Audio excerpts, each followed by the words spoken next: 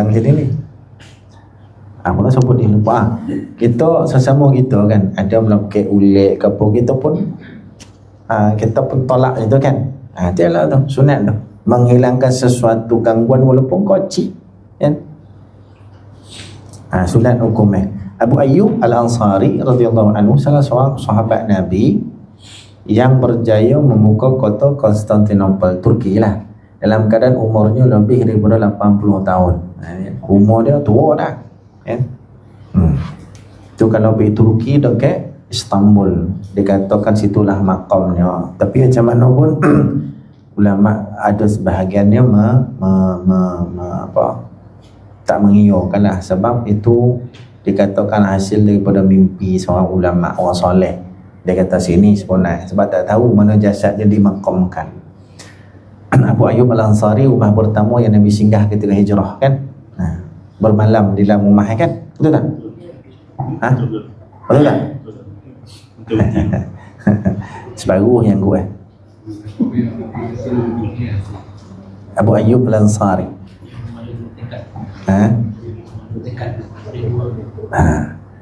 Itu salah seorang sahabat. Dalam riwayat lain daripada Sa'ad radhiyallahu anhu bahawa Abu Ayyub Al-Ansari radhiyallahu anhu mengambil sesuatu daripada janggut Nabi SAW.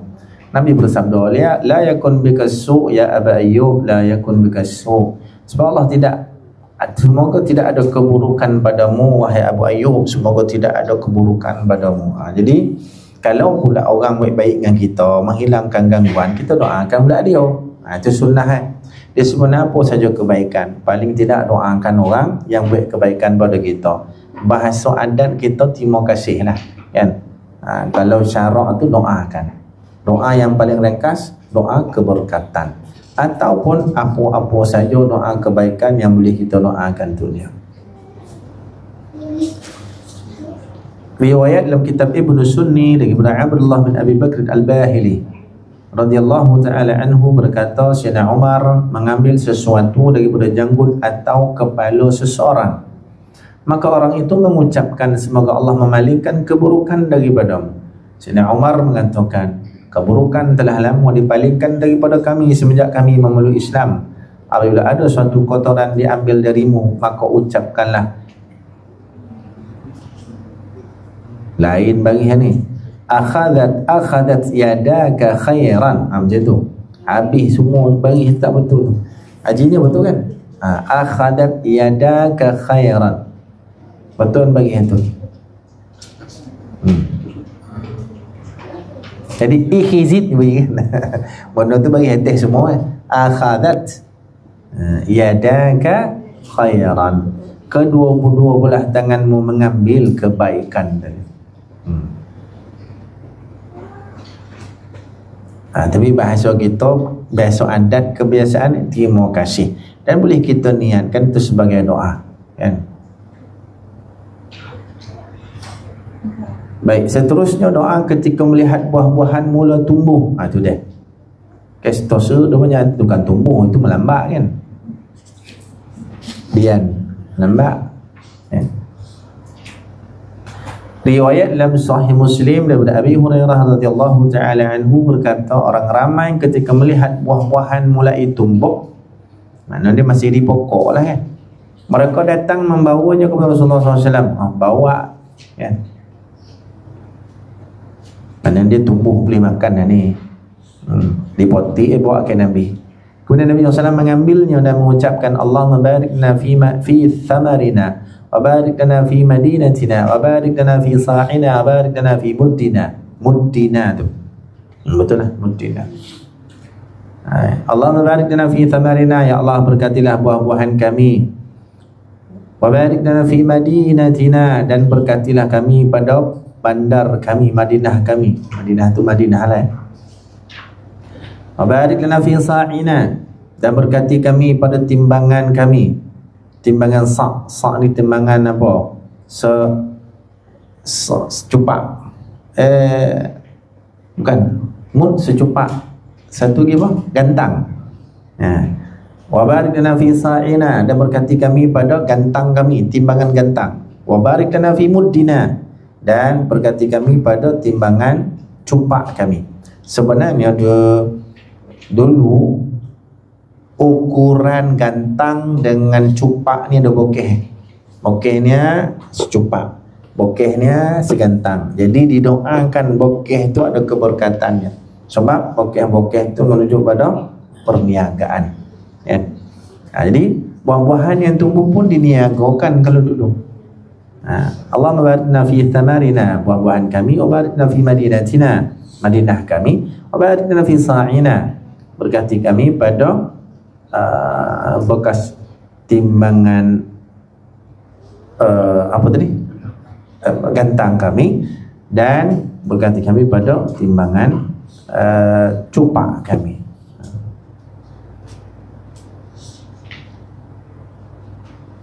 Kemudian baginda sallallahu alaihi wasallam memanggil anak yang paling muda di antara yang hadir dan memberinya buah tersebut. Ini sedekah lah, kan? Memberi sedekah kepada orang tu elok. Kita ni jangan lupa lah, ingat-ingatkan diri kita dan siapa-siapa lah. Tu kita sentiasa ingat bersedekah. Sedekah ni banyak peranan dalam hidup kita, sehingga dalam hadis menyebut dawu mardakum bis sadaqah, ubatilah, rawatlah penyakit kamu, mardakum, penyakit kamu dengan bersedekah. Sedekah boleh menyembuh penyakit dengan apa? Dengan berkat sedekah itu, tambah dengan izin Allah Ta'ala. Yakinlah hadis tu kan. Ya, kita pergi klinik, pergilah klinik, pergilah hospital, pergilah ambil ubat, tapi masa yang sama kita salurkan sedekah. Itu sebenarnya peranan yang lebih hebat lagi dalam menyembuh penyakit banding dengan ubat-ubat itu. Kalau kita perhati betul lah. Kita usaha, kita duduk untuk usaha. Tak kisahlah ubat klinik ke, ubat tradisional ke, tak kisah. Tapi kita iringi ataupun kita sekalikan penyembuhan penyakit kita tu melalui jalan yang ada nilai barakah. Contoh itu tadi bersedekah, tambah dengan Nabi kata as-sadaqatu ma naqasat min malin, sedekah tidak pernah akan mengurangkan harta kita, kurangkan duit kita, kurangkan simpanan kita. Tak, memanglah dari sudut matematik, sudut zahir, kita ada RM10, sedekah RM5, tinggal RM5. Yang RM5 baki itu kita kata kurang lah, makin kurang daripada jumlah asal. Tapi bila Nabi kata tidak akan mengurangi harta kita, macam mana Allah nak jadikan macam mana tak kurang tu pulang ke dia? Mungkin dengan cara Allah berikan kita rasa sentiasa cukup. Bila kita sedekah, lebih rasa puas lagi. Kepuasan itulah satu benda yang mencukupkan kita. Ataupun Allah nak beri dalam bentuk zahir, kita keluar RM5, dipulang oleh Allah Ta'ala melalui apa cara sekalipun jadi RM500. Siapa tahu kan? Itu semua kerja Allah Ta'ala. Tapi yang pasti Nabi kau begitulah. Tambah dalam ayat Quran menyebut wa ma anfaqtum min syai'in fahuwa yukhlifu, apa saja yang kamu nafkahkan daripada sesuatu, mana yang daripada apa yang kita miliki, fahuwa yukhlifu, Allah pasti akan menggantikannya. Macam mana Allah nak ganti pun sama, pulang ke dia. Tapi yang pasti Allah kalau nak ganti, dia yang maha kaya, dia nak bagi tanpa batas. Mutlak. Kita nak bagi nyano kita kan.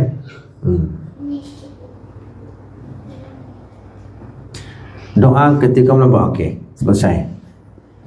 Seterusnya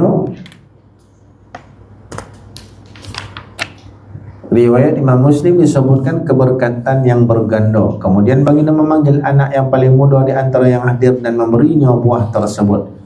Riwayat Imam Tirmidzi disebutkan anak yang paling muda yang beliau lihat. Dalam riwayat Ibnu Sunni lain daripada Abi Hurairah radhiyallahu anhu, dia berkata, aku melihat Rasulullah sallallahu alaihi wasallam apabila diberi buah yang masih muda, baginda meletakkannya di kedua matanya, kemudian di kedua bibirnya, lalu mengucapkan Allahumma kama araitana awwalahu fa arina akhirahu. Allah, sebagaimana engkau memperlihatkan yang pertama, maka perlihatkan yang terakhir.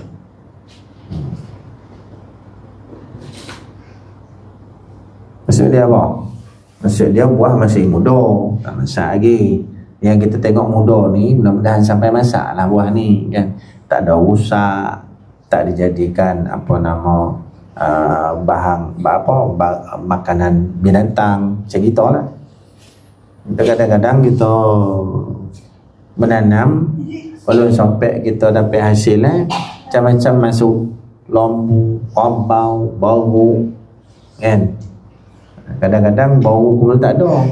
Jadi bau yang boleh cakap orang putih ni, itu yang masuk. Dah habis sebenarnya rembat ni. Kan? Dia cakap orang putih dah. Beri salam ni. Assalamualaikum. Jawab. Waalaikumsalam. Bau. Ada tu gajah masuk. Gajah. Mondok kan. Itu joki dia lah dia. Tapi ni yang Nabi sebut, bila dah nampak dah keluar buah tu, ambil berbatik Allahumma kama araitana awwalahu fa arina akhirahu. Doa tu boleh tak kita baca sebelum dia jadi buah, dia tetap berbunyi? Boleh ya. Ni cuma ni disebutkan ketika memula keluar buah tu. Tapi kalau macam putih itu boleh kan? Ada putih itu Allahumma kama araitana awwalahu fa arina akhirahu. Makna sama ya. Kalau seperti mana kau lihat ni peringkat awal kau perlihatkan juga kami proses akhirnya, peringkat akhirnya mana buah dah masak. Boleh ya? Dia putih-putih keluar tu boleh. Ya. Jangan kata putih mula-mula keluar pokok tu boleh. Ya. Allahumma arina awwalahu fa arina Allahumma kama araitana awwalahu fa arina akhirahu. Itu tanam naik elok pokok kan. Kadang-kadang naik pokok buah tak keluar, ataupun buah keluar tak jadi, ataupun jadi tapi tak sampai potik kan, kono rembat kono apa kan. Jadi kita minta lah seperti mana kami tengok ni, nampak-nampak gaya boleh buah ni, perlihatkan kami pengakhirnya mana yang pembuah masak ni dapat hasil lah. Ada kawan-kawan tanam buah dian tak keluar buah, ada tak kan? Jadi di antara doa kita lah supaya kita dapat hasil. Ni doa ni supaya kita dapat hasil lah. Boleh tak? Siapa yang menanam tu boleh lah baca. Baik, disunatkan bersikap profesional. Bayang tu, profesional dalam memberikan nasihat dan ilmu. Cuma jadi dua benda lah berilmu ni. Satu yang memberi ilmu, satu yang mempelajarinya, yang menimu kan. Jadi orang yang belajari ya kalau ikhlas, yang menyampaikan pun sama. Itu asas. Amal apa pun kena ikhlas. Cuma ada satu hadis untuk peringatan kita bersama lah. Kalau kita menuntut ilmu dengan bersungguh-sungguh, tentulah kebaikan yang banyak. Samping kita ada ilmu, kepahaman, mudah untuk kita amal. Cuma ada je ni kadang-kadang dia ni hanya setakat donga tapi tak minat dengan ilmu tu. Mungkin dia ada sebab dari datang, mungkin kena kawan-kawan, mungkin kena nak seronok-seronok, isi masa lapang. Kadang-kadang ada niat yang lain bukan kerana menuntut ilmu. Satu peringatan disebut dalam hadis, Nabi kata wa wadi'ul ilmi min ila ghairi ahlihi kamuqallidil khanazir al-jawhara wal-lu'lu'a wal-dhahaba. Atau kama qala, Nabi kata memberikan ilmu, menyampaikan ilmu dan memberikannya kepada orang yang tak minat, tak suka, tak nak dengan ilmu kita. Ni banyak kadang-kadang kan, nyampaikan ilmu dengan ceramah, dengan baca kitab, bantai berburak, bantai main WhatsApp, bantai makan. Kalau majlis-majlis besar tu ketik kotor-kotor makan. Ni orang bercakap agama ni kan. Orang ceramah ni nanti berburak sama-sama dia dengan makan nasi biryani dapur. Mana orang tak minat dong nah. Nabi berikan ingatan. Nabi kata menyampaikan ilmu kepada orang yang tak minat dengan ilmu kita seumpama mengkalungkan tongkuk babi, rantai omeh, permata dan luk-luk apa bahasa kita? Luk-luk. Intan berlian macam itulah. Kan, mengkalungkan tongkuk babi dengan perhiasan dan berlian, permata dan omeh. Babi ada tongkuk. macam tak ada kan. Peduli lah kan. Cuma mukallid maksud dia kita kalungkan. Kalung tu tak kisahlah, tongkuk ke apa tak kisah nak. So macam babi tak ada tongkuk, sebab tu dia lagi menonong kan, tak boleh nak kena. Tongkuk tak ada, tak apalah, peduli tu babi. Jadi Nabi khabar itu babi ni binatang mughalazah, dia hanya makan kotoran saja. Sebab tu di antara sebab kenapa babi itu diharamkan, kerana dia kotor. Ya, sebab haram sebab tak boleh makan, Allah tak bagi kita makan. Takat itu saja. Yang penting itu akur ketetapan Allah, babi jangan makan kan. Apa nama, innamal khamru wal maisir wal ansab, innamal khamru wal maisir, innallaha harrama, macam mana ayat ayat haram babi apa, walahmal khinzir tu macam ayat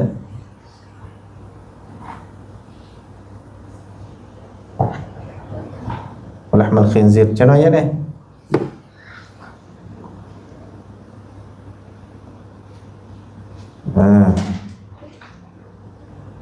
ambil jap.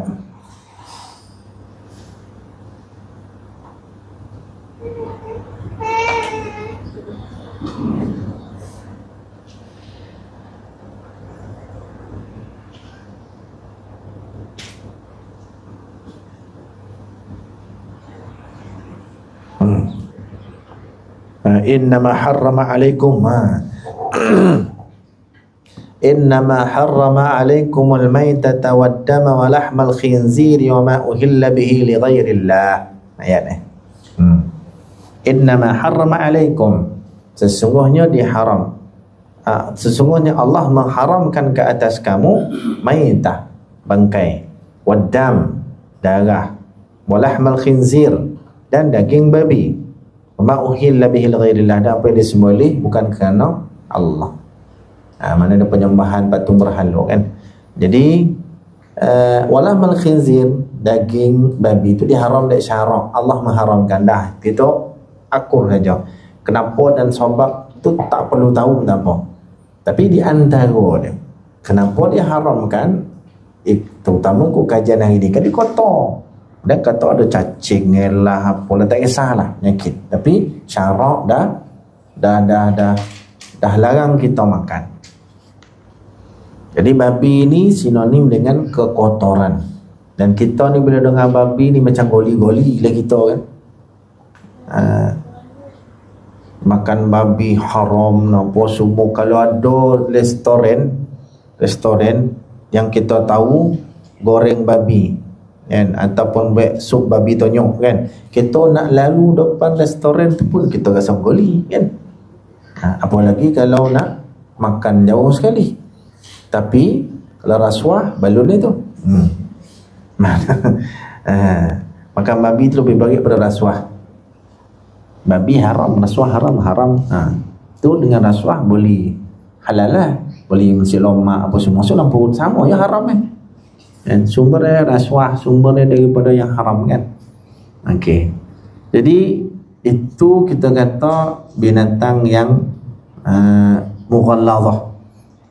Digambar dalam hadis bagi ilmu kepada orang yang tak minat dengan ilmu kita, tak nak ada ngah pun, macam kita bagi rantai omeh, kalungkan tokok babi, tak kalungkan ke kepala babi. Apa tahu binatang apa pun takkan menilai benda tu, apalagi kalau babi kan, digambarkan binatang yang paling kotor tu kan, paling tak elok lah gitu kan. Itulah gambaran ni. Jadi kita jangan buat sikap macam tak syukur dengan ilmu agama. Jangan. Walaupun kita ada alasan, kita ada hujah, orang mengajar, orang ceramah, kita bantai berburak dengan kita, mana kita menunjukkan sikap macam kita tak minat. Jangan kan. Udang tu fahamkan perumpamaan yang Nabi SAW buat tadi tu kan. Tidur lagi bagus tak apa. Contoh lah kita terlelap, tak ada respon apa. Nak kata minat pun tidak, tak minat pun tidak, elok koreh. Itu bagus kan. Pahala pun dapat, tak kacau orang kan. Duduk dalam kuliah, bila lapik pahala tak? Dapat. Tapi jangan niat betul-betul niat nak lolap, tak boleh.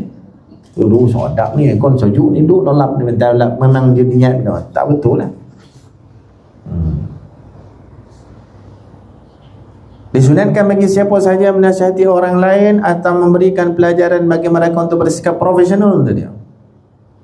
Jangan terlalu panjang sehingga menjadikan mereka bosan. Ni kira macam kita ni panjang tadi. Ya? Sebab macam boring kan bah. Surah Al-Maidah. Ha? Surah Al-Maidah. Apa namanya? Yang tadi? Maidah pun ada. Maidah apa ada? Baqarah pun ada. Maidah pun ada. Ini Baqarah ni. Yang saya baca di Baqarah. Di surah lain pun ada. Maidah pun ada. Cuba baca. Dah sebut tu kan, cuba baca.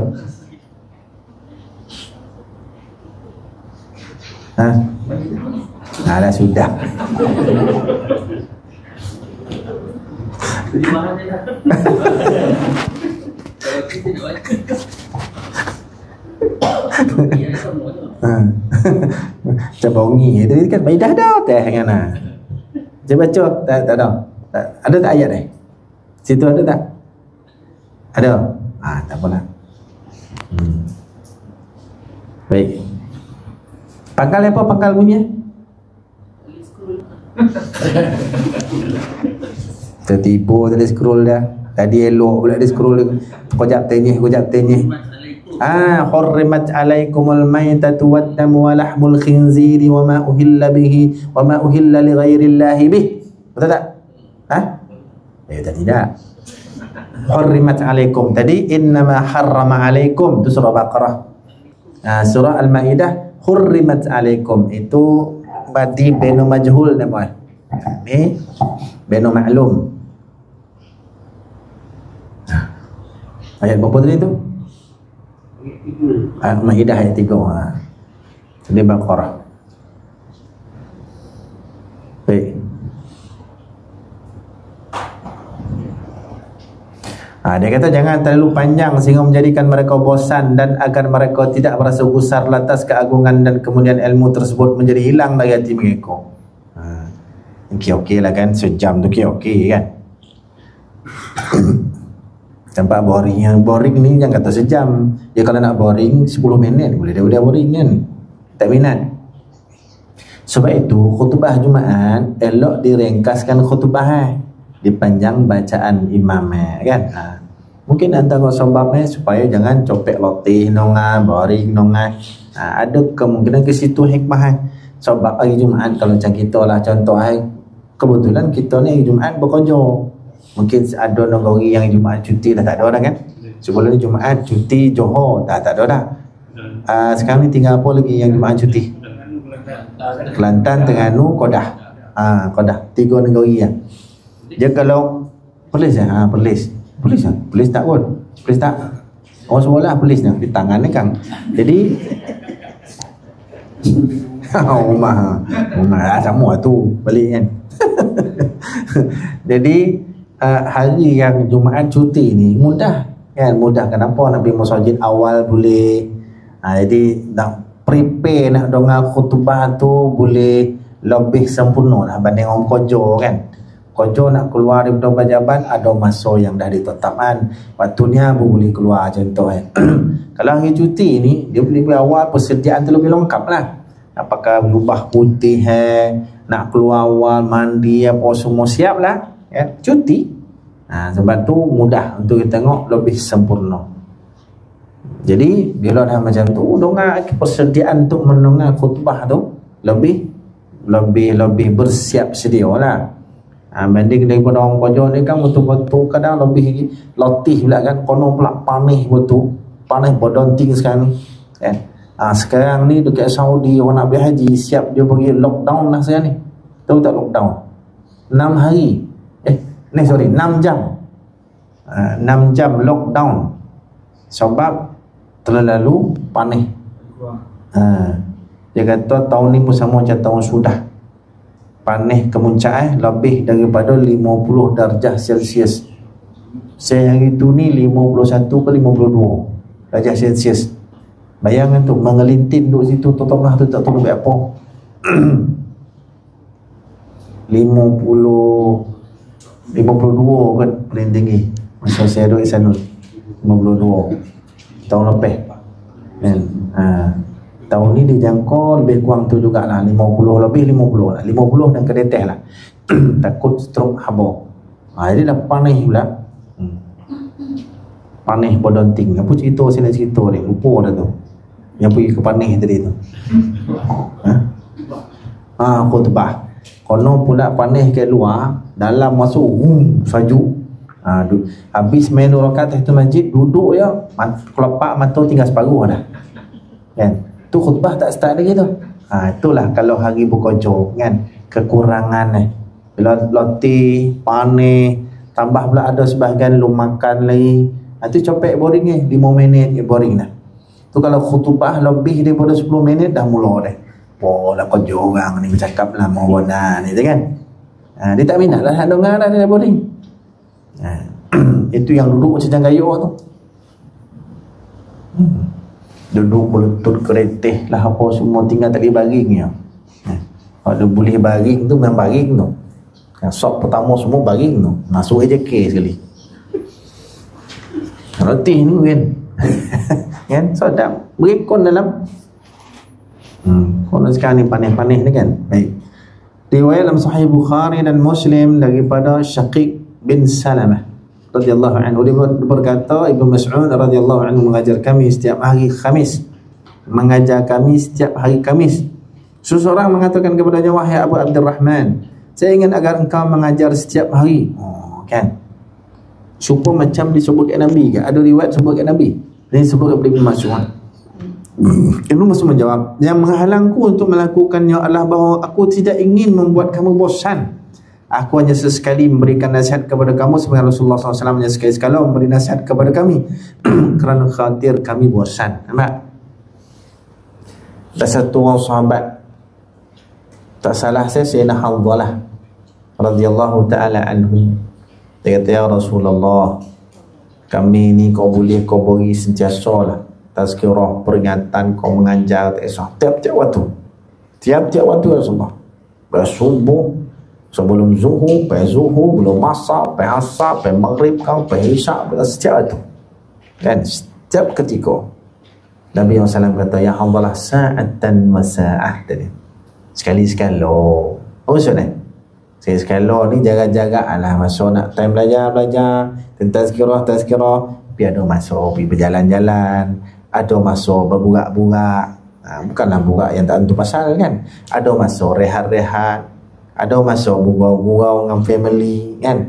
Makan-makan. Nabi pun kau apa? Sa'atan wa sa'ah. Bab agama ni jangan tu saja. Sebab manusia ni mudah jadi bosan. Nabi sendiri sebut sa'atan wa sa'ah. Sekali kau nak buat aktiviti luar. Bukan aktiviti luar, maksudnya aktiviti lain lah. Bukanlah aktiviti yang sia-sia.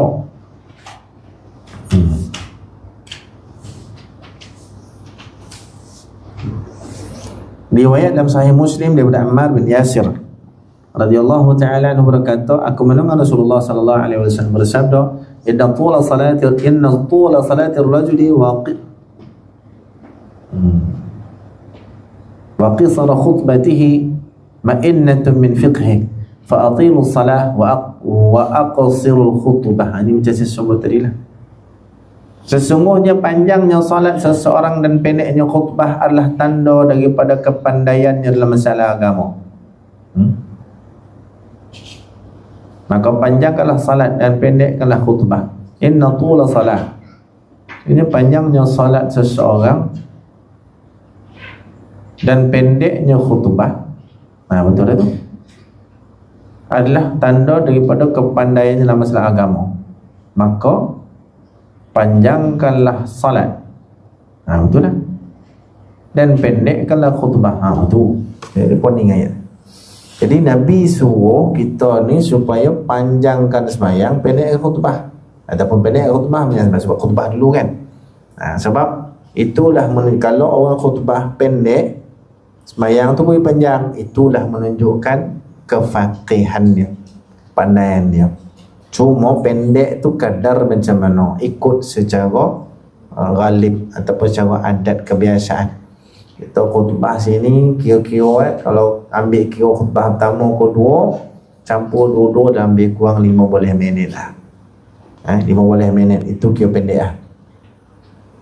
Kalau di bola-bola masih tak, kebiasaannya khutbah lebih 20 minit. Itu ringkas begitu. Ada yang setengah jam, setengah jam, ringkas lah. Sebab besok dia punya ceramah lokek 2 jam, sejam lebih, sejam 45 minit. Dia kalau sembahyang tarawih ni yang ada kunut ni, kunut saja 45 minit. Saya pernah ikut kunut dokek 45 minit kunut. Kalau kunut gaya tu kita buat sini, tinggal dia seorang je. Bilal pun lagi imam 2 pun lagi, dia seorang kan. Allahumma dina fi man hadait, apa tak ada nyaut amin ni, tak ada dah. Orang takat apa yang ujung ni yang kau nak ambil 1 rakaat witir, yang kau nak ambil kunut tu bunga lagi, yang lain orang ikut lagi. Dia tahu dah kunut panjang lagi. Kita tak besok panjang-panjang macam tu kan. Jadi khutbah kalau tempat sana tu dalam lebih kurang 20 minit. Khutbah pertama tu, tak masuk khutbah kedua. Masuk khutbah kedua 10 minit, ni setengah jam lah. Kita kalau bacaan sembahyang, kalau yang panjang tu pun ada surah pilihan yang disebutlah hadis Nabi baca ketika salat Jumaat. Hadis yang masyhur, Nabi baca sembahyang Jumaat rakaat pertama lepas Fatihah surah Al-Jumu'ah, rakaat kedua lepas Fatihah ni baca surah Al-Munafiqun atau surah Al-Munafiqin. Riwayat yang lain Nabi baca surah rakaat pertama lepas surah Fatihah Nabi baca surah Al-A'la, rakaat kedua lepas Fatihah Nabi baca surah Al-Ghashiyah. Dia kira panjang lah tu kan. Panjang sederhana panjang lah, taklah panjang itu sederhana panjang. Kalau baca panjang lagi pun sama, AJK pun lagi. Kata ma'innah, ma'innah dengan huruf mim fathah, ma'innah. Hamzah kasrah bagi bawah, nun tasydid. Artinya tanda yang membuktikan kepandaiannya dalam masalah agama. Riwayat daripada Ibnu Syihab Az-Zuhri rahimahullah mengatakan apabila majlis ilmu terlalu panjang, maka syaitan mendapat kesempatan di sana.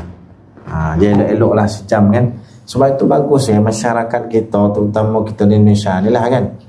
Majlis ilmu kalau bola malam ini atau maghrib dengan isyak tu okey lah kan. Tak terlalu panjang, tak terlalu singkat, elok-elok kan.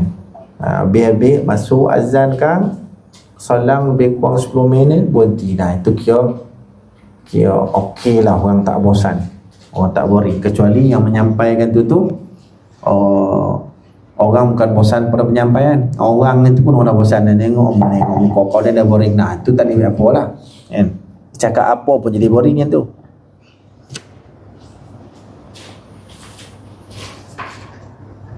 Baik. Keutamaan menunjukkan kebaikan. Wallahu a'lam. Ada soalan nak tanya? Dia tu kalau lebih kan bosan.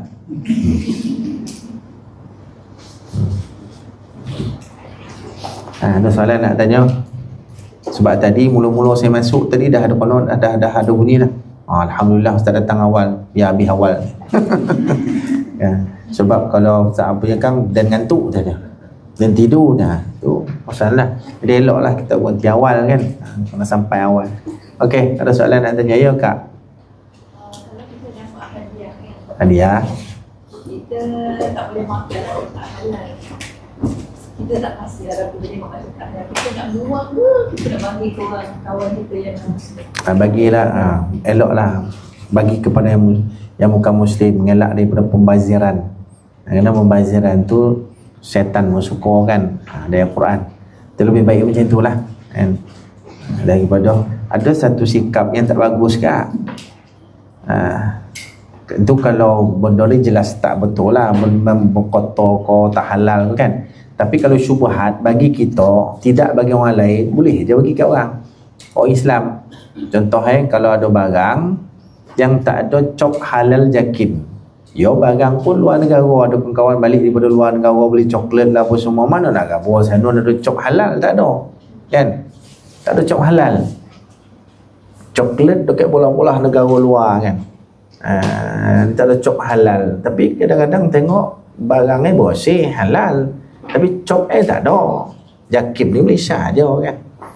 Jadi kita rasa sangsi sebab kita rasa betul-betul kuat yakin bila ada cop halal jakim tu kita kan. Kalau tak ada ni kita rasa datang was-was.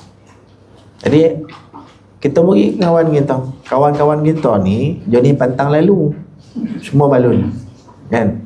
Jadi dia ni Johnny yakin tak salah ya dia, kalau dia yakin bosi dia nak makan tak salah, boleh bosi bagi dia kan. Dia yakin pun kadang dia tengok ingredient kan, boleh dia dia pun faham kan, boleh sikit dia. Jadi kalau benda yang betul-betul non halal, yang saya rasa kalau kita di Malaysia, tengah Malaysia lah, orang non muslim nak bagi hadiah kita, terutama bab makanan, kalau non halal dia tak bagi kita, dia pun faham kan. Tapi yang jenis syubhat ni, kalau kawan kita rasa yakin tak apalah, ataupun kalau kawan kita rasa syubhat sama macam kita, berikan kepada orang yang non muslim yang memang tak ada istilah halal haram macam kita lah kan. Bagi elakkan pembaziran tu lebih baik daripada kita buang. Wallahu a'lam. Betul ke ada satu ayat dalam ayat Al-Kahfi ni dibaca ketika nak melindungi buah-buah di pokok tu daripada dimakan oleh binatang. Baca ayat tu, jadi mana buah-buah terlindung daripada pokok.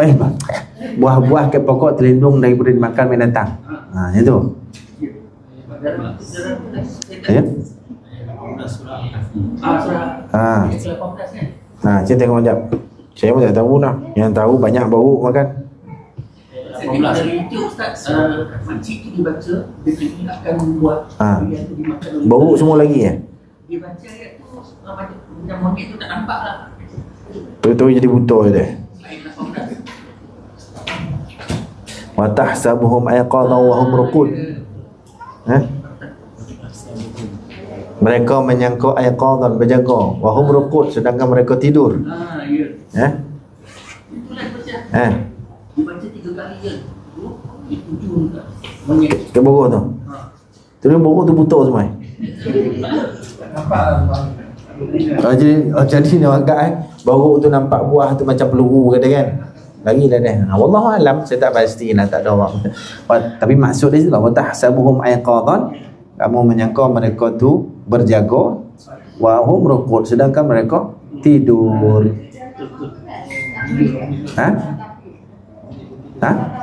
Ya, surah Kahfi dah cerita nah dah tadi nyebut surah Kahfi ayat 18 Haji biasa hafal amal tu. Ada lagi tak buruk? Tak nak nanya pengalaman kan. Allah punya pokok dah habis lah. Oh ya kau? Mana mujarab dah tu. Jadilah itu kalau bau, kalau orang macam mana? Ayat yang sama. Ayat yang sama kan? Mana orang yang ambil buah dia sama macam bau lah tu sebab ayat dia sama bagi ke dia. Kat bau pun sama, kat orang pun sama, mana orang tu bau sama lah kan. Wa tahsabuhum ayqadhan wa hum ruqud. Elok tu. Dia jadi tidur dah kan, jadi butuh lah. Macam ayat mengawal. Mengawal. Dia buat tak nampak buah. Yalah, besok saya test lah tengok. Yang baca tu makcik umur 80 tahun. 80 tahun dah. Dia untuk jaga pokok dia lah. Waktu tu Zazah Asma'ul interview dia. Apa amalan makcik jaga pokok ni? Saya baca ayat tu je. Memang selamat tu. Ya. Kalau jaga rumah daripada masuk orang boleh tak baca? Boleh tak? Jadi pagar Bila elok datang. Satu lagi Ustaz, menyampaikan ilmu kepada orang yang tidak minat tu hadis Nabi. Ya. Wa wadhi'ul ilmi ila ghairi ahli ka muqallidil khanazir al jawhara wal lu'lu'a wal dhahaba. Hadis Nabi tu. disebut dalam kitab siapa kitab ni? Kitab Mishkatul Masabih. Kitab Mishkat karangan dia Al-Imam Al-Khatib At-Tabrizi rahimahullah. Dalam tu saya ingat sebab saya belajar kitab tu dengan Syekh Nuruddin. Syekh Nuruddin pun ada karang kitab. Dalam kitab dia pun dia tulis hadis tu. Jadi saya ingat.